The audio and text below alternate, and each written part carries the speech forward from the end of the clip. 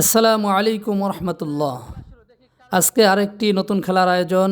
আজকে খেলায় অংশগ্রহণ করছে মোহাম্মদ লাবিব হোসেন, সিনহাত এবং মোহাম্মদ আমির হামজা। তিনজনে খুব আগ্রহ নিয়ে এবং আনন্দ সহকারে খেলায় অংশগ্রহণ করছে। তিনজনে খেলার জন্য খুব আগ্রহী ছিল।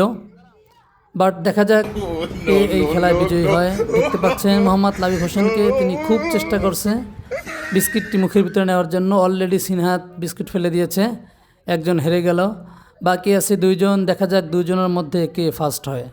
এই খেলার নিয়ম হচ্ছে, যে হাতে না ধরে বিস্কিটটি মুখের ভিতরে আগে নিতে পারবে সেই এই খেলায় বিজয় লাভ করবে। দেখতে পাচ্ছেন মোহাম্মদ লাবিব হোসেনকে, তিনি খুব চেষ্টা করছে বিস্কিটটি মুখের ভিতরে নেওয়ার জন্য।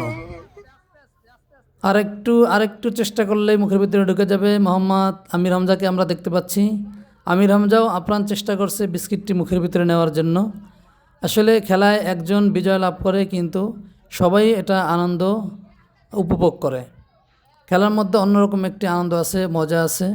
যারা দেখে তারাও আনন্দ উপভোগ করে এবং যারা খেলায় অংশগ্রহণ করে তারাও এই খেলাটাকে আনন্দ উপভোগ করে। মোহাম্মদ লাবিব হোসেন আর একটু হলেই বিস্কিটটি মুখের ভিতরে নিয়ে ফেলবে। দেখা যাক কি হয়। দুজনেই অনেক চেষ্টা করতেছে এবং আমির হামজাকে দেখা যাচ্ছে তিনিও অনেক চেষ্টা করতেছে বিস্কিটটি মুখের ভিতরে নেওয়ার জন্য। দেখা যাক শেষ পর্যন্ত কে বিজয় লাভ করে। হ্যাঁ, লাবিব হোসেন অলরেডি ফেলে দিয়েছে। আমির হামজা তিনি এখনও টিকে আছে খেলায়। দেখা যাক কি হয়। আমির হামজা মনে হয় পেরে যাবে, তারপর দেখা যাক।